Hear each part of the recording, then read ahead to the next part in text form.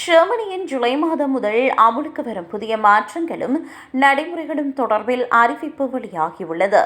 அதற்கமைய ஜெர்மனியின் இந்த மாதம் சுமார் 2.1 கோடி ஓய்வூதியதாரர்களுக்கு ஓய்வூதிய தொகை 4.24% உயரும் என்று அறிவிக்கப்பட்டுள்ளது.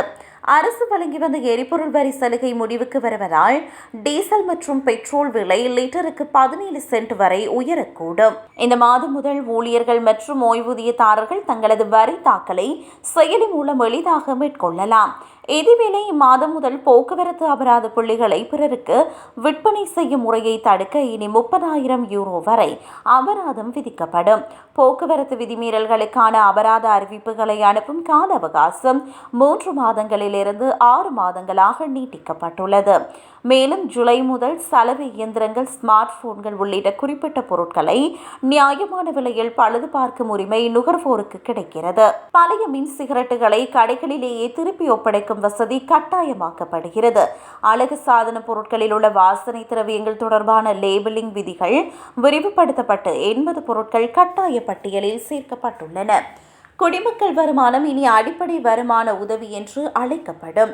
மேலும் விதிமுறைகள் மற்றும் கட்டுப்பாடுகள் கடுமையாக்கப்பட்டுள்ளன. பழைய இயங்குதளங்களை கொண்ட ஸ்மார்ட் போன்களில் மின் நோயாளி பதிவுகளை அணுக முடியாது. புதிய பாதுகாப்பு விதிகள் அமலாகின்றன. பிராஸ்பர்க் பகுதியில் உள்ள பயிற்சி மாணவர்களுக்கு மாதம் 37.80 யூரோ கட்டணத்தில் டாய்ச்லாந்து பேருந்து பயண சலுகை கிடைக்கிறது. சர்வதேச எல்லைகளை கடக்கும் 2.5 முதல் 3.5 டன் வரையிலான இலகுரக வணிக வாகனங்களில் ஸ்மார்ட் டெகோகிராஃப் கருவி பொருத்துவது கட்டாயம். கிராமப்புறங்களில் உள்ள நோயாளிகளுக்கு உதவும் வகையில் மருந்தகங்களில் தொலைதூர மருத்துவ சேவை தொடங்கப்படுகிறது. இம்மாதம் முதல் ஐரோப்பிய ஒன்றியத்திற்கு வெளியே இருந்து ஆன்லைனில் ஆர்டர் செய்யப்படும் பொருட்களுக்கு 3 யூரோ கூடுதல் சுங்க வரி விதிக்கப்படும். பகுதி நேர பணியாளர்கள் தாங்கள் முன்பு விலக்கு பெற்ற ஓய்வூதிய காப்பீட்டு முறைக்கு மீண்டும் மாற ஒரு முறை வாய்ப்பளிக்கப்படுகிறது.